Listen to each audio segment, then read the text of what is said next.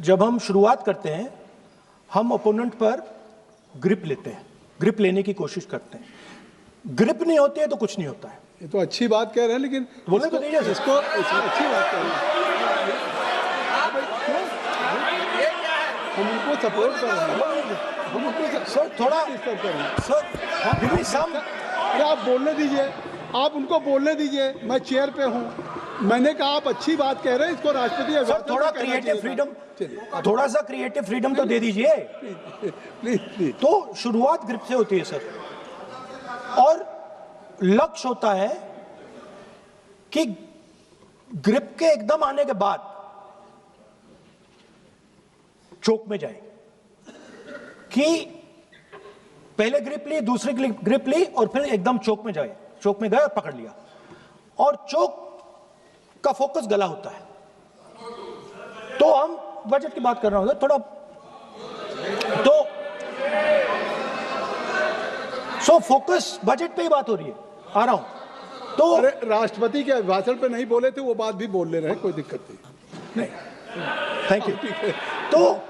तो पूरा focus grip पे होता है, ग्रिप से लड़ाई शुरू होती है और ग्रिप से हम चोक में जाते हैं।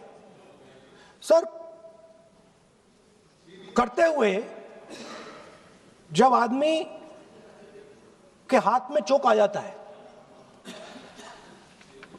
ग्रैपलिंग में, जो ओपोनेंट होता है उसकी आंख में दिख जाता है कि बात समझ आ जाती है कि अब मैंने इसको पकड़ लिया है। और होता क्या है सर, वो रेजिस्ट करता है, पहले 2-3 बार ऐसे रेजिस्ट करता है और फिर उसको भी पता लग जाता है कि मैं गया, और फिर वो वहां पे बात खत्म हो जाती है और फिर वो सरेंडर करके ऐसे टैप कर देता है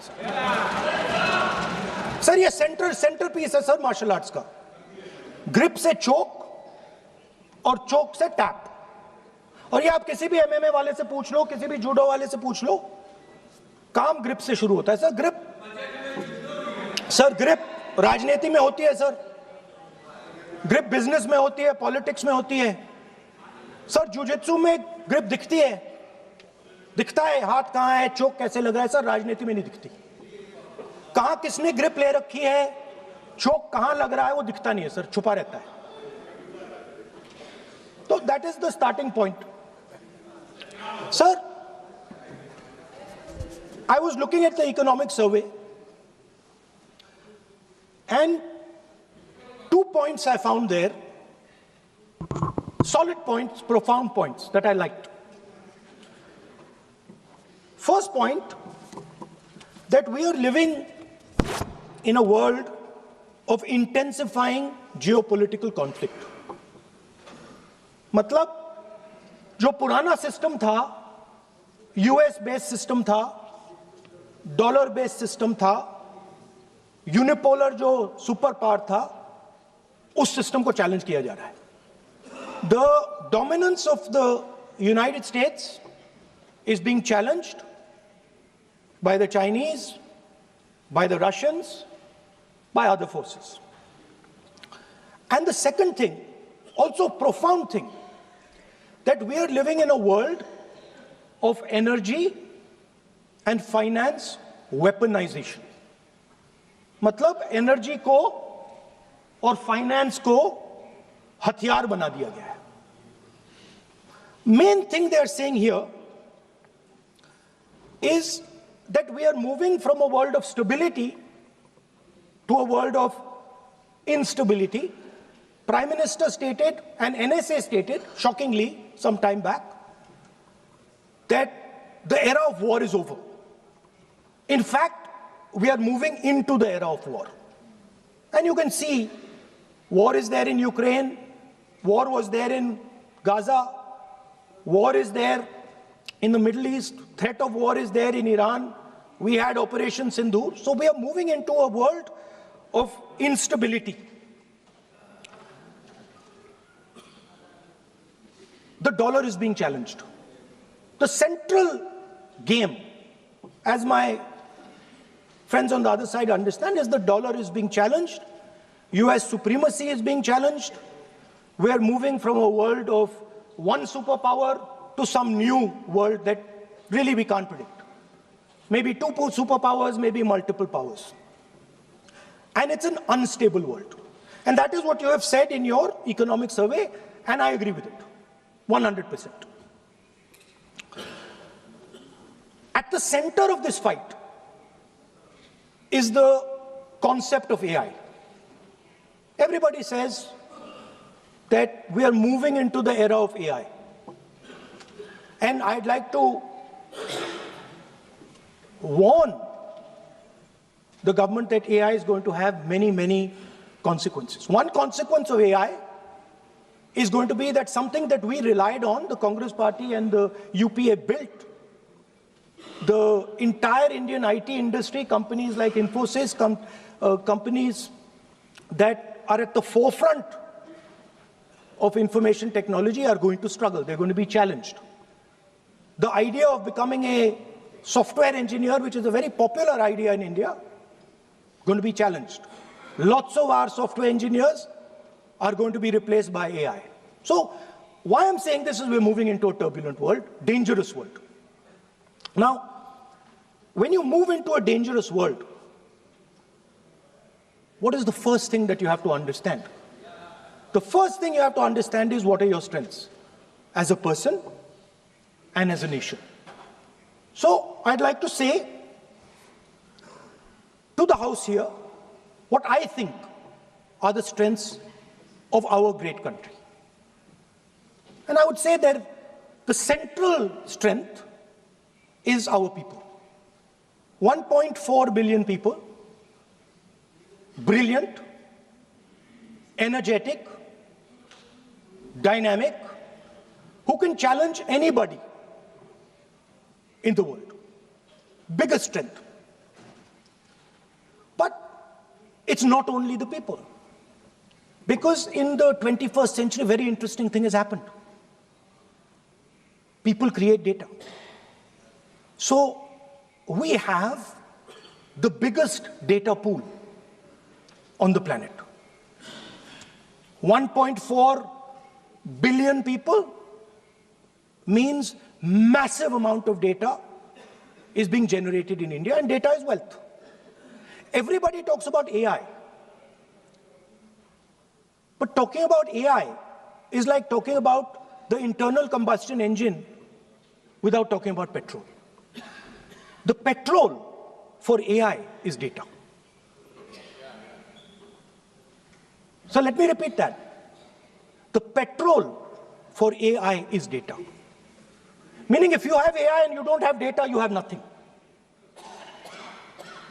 If you have AI and you don't have data, you have nothing.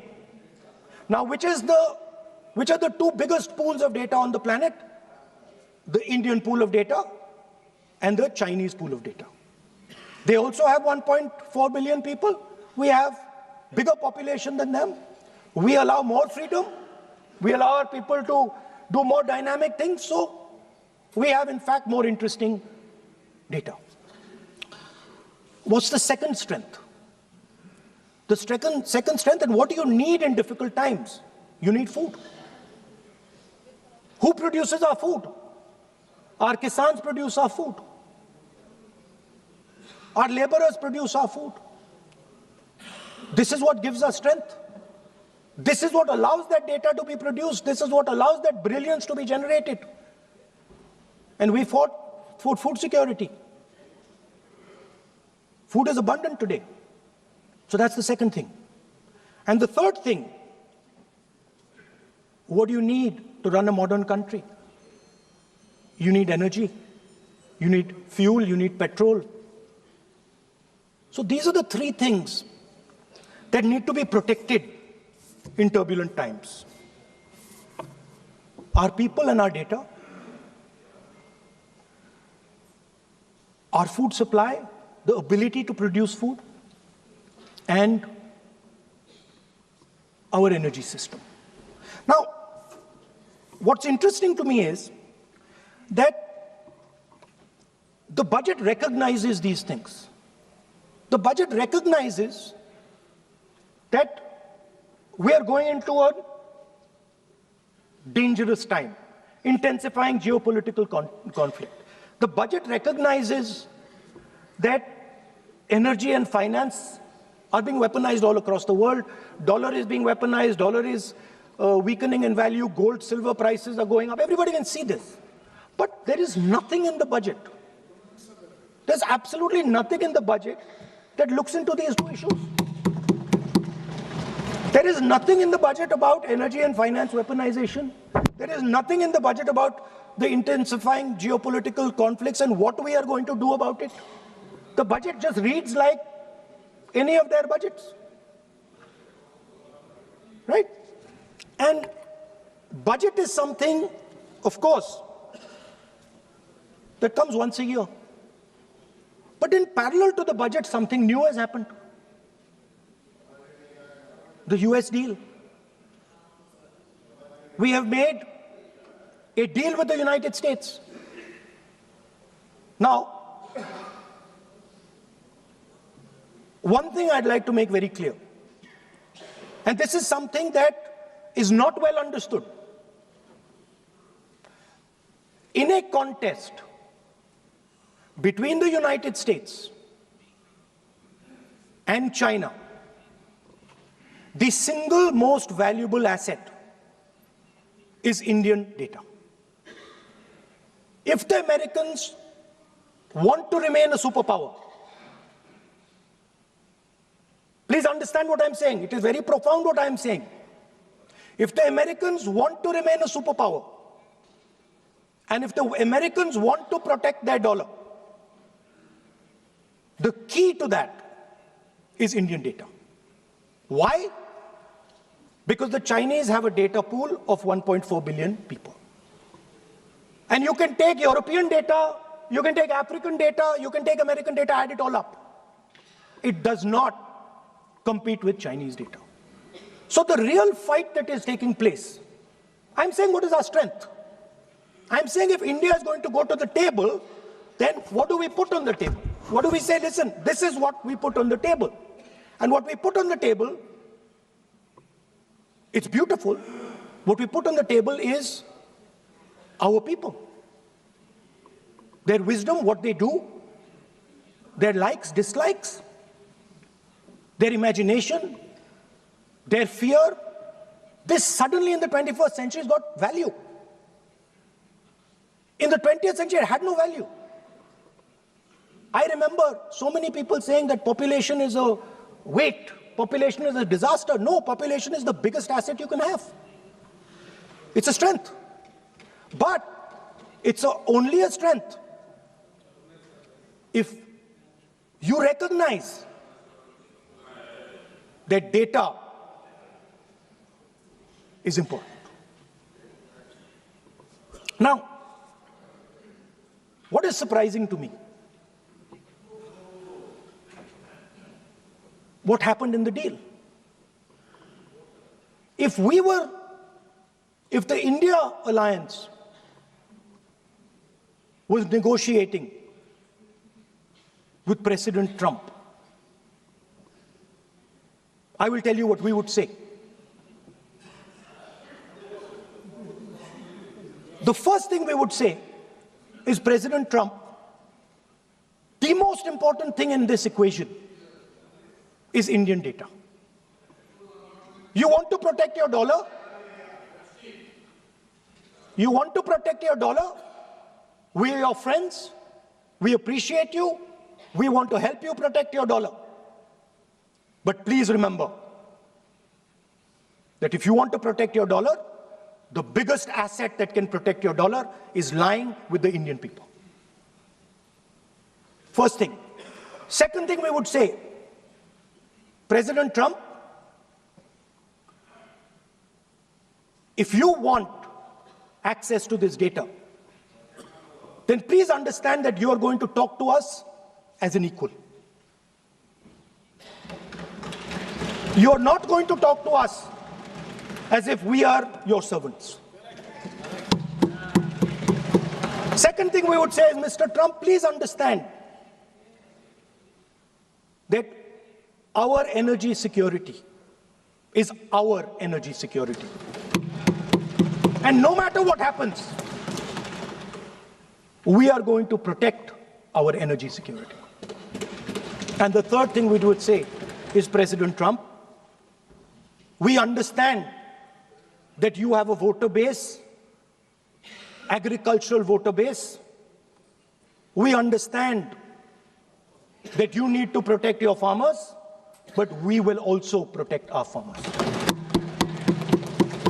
But the main thing I'm saying is that an India Alliance government would go there and say, data is our biggest strength.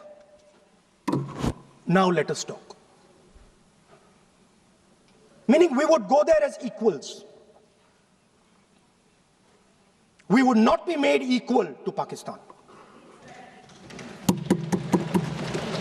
And if President Trump decided that Pakistan army chief is going to have breakfast with him, then we would have something to say about that. Now, what has happened? You've done a trade deal. It's small. It's written small in the back. Now, let me tell you what is written about data. Our most valuable asset, the thing that is going to transform India in the 21st century, the thing that is going to make us a superpower in the 21st century. This is what the Modi government has done with our data. Number one, we give up control over our digital trade rules. Number two, there is no need for data localization. Number three, free data flow to the United States. Number four, limit on digital tax. Number five, no need to disclose any source code. The finance minister is smiling. She likes to smile. She likes to smile a lot. 20-year free tax holiday to anybody who wants it, to the big tax companies. This is what you've done on data. Second, no, I'll come to that, brother. Second, what have you done on tariffs? At the beginning,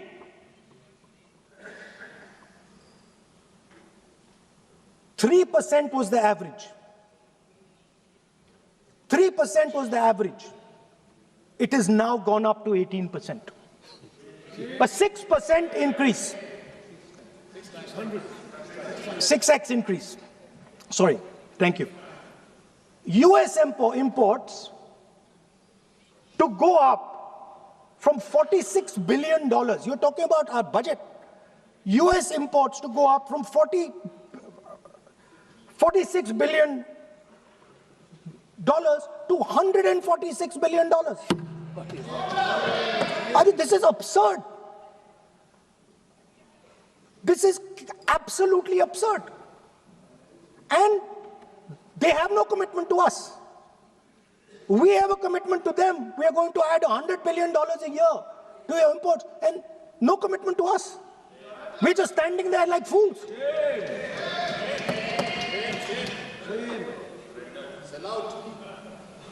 And our tariff has gone up from 3% to 18%, and theirs has come down from 16 to 0.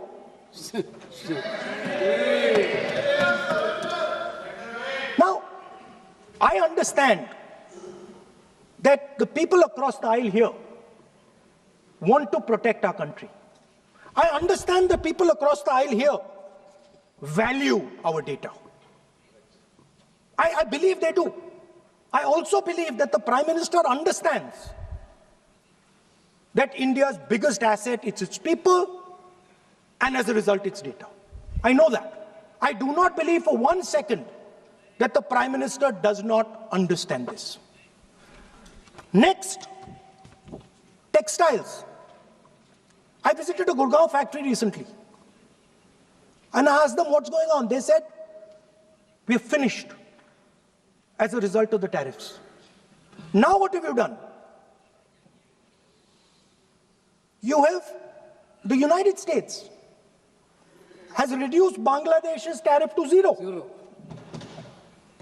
And our tariff is 18%.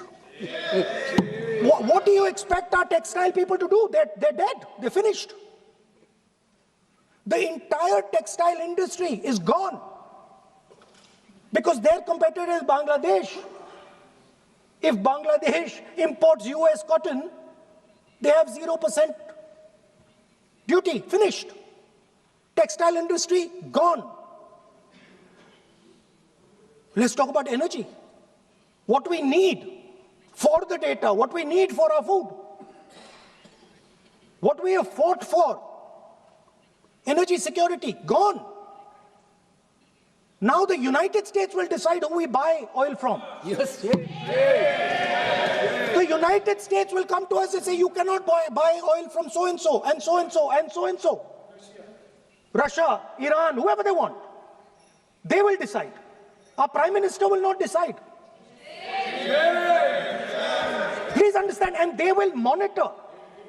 They will keep a watch, meaning they will look, and if India buys oil from anyone they do not want, they will punish us. And they will take our tariffs right back to 50%. For the first time in Indian history, our farmers are facing a storm. Makkah, soybean, lal jawar, kapas. You have opened the door. You have opened the door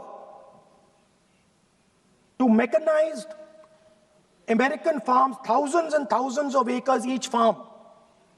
You have opened the door to crush our poor farmers. It is disgraceful. It is disgraceful. No Prime Minister has ever done this before. And let me tell you, no Prime Minister after you is ever going to do it.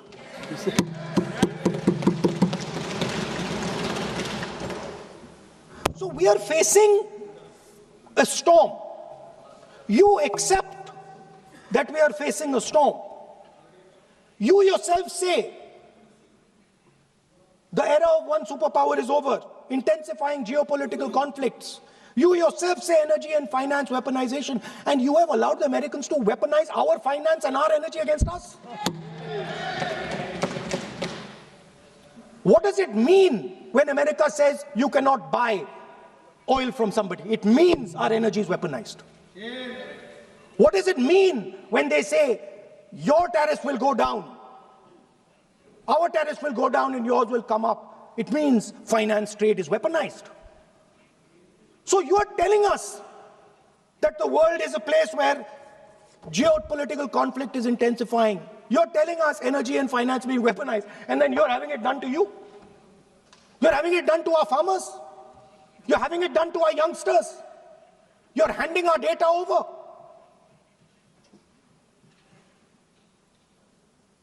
How can you even make these statements? How can you even come to this house and talk this type of nonsense? Yes, Are you not ashamed of yourselves? Are you not ashamed of giving? No. We are patiently listening to Honorable Leader of Opposition. We are patiently listening. But the words... So I'm not yielding, sir. No, but you are saying shameful... You are saying nonsense. Nonsense. So how can you... When the Finance Minister replies in the evening, the Leader of Opposition should listen to the reply of the Honorable Finance Minister. Yes. My request is, please use the word whatever you choose to use, but don't make it abusive. It doesn't... That's not abusive, my friend. Nonsense. जो nonsense आपने use किया वो कार्रवाई का हिस्सा नहीं बनेगा. Nonsense is not appropriate. I did not use nonsense, sir. You have used. Okay, sir, I won't use nonsense. Please. Sir, ashamed is not an abuse. No. There's nothing, in saying, are you not ashamed, there is no abuse. No, ashamed you can use. I am just stating. Whatever you have, okay, sir, let me speak. Forgotten, I think so. I am saying, Speaker, sir, I am saying that you have sold India. Are you not ashamed of selling India? Yes. Do you have no shame of selling India? You have sold our mother, Bharat Mata. Do you have no shame? today you will get. But sir, the interesting thing is, I know that the Prime Minister would not sell India under normal circumstances. He will not do it. You know why he sold India? Because they are choking him. Mr. Rahul, address to the chair, please. He has sold India because they are choking him. They've got a grip on his neck. Speaker साहब, मैंने बोला जब चोक लगाते हैं दूसरे व्यक्ति की आंख में देखते हो तो डर दिखता है सर, पीएम की आंख में डर दिखता है, दिख रहा है सर, आंख में आंख नहीं मिला पाते हैं।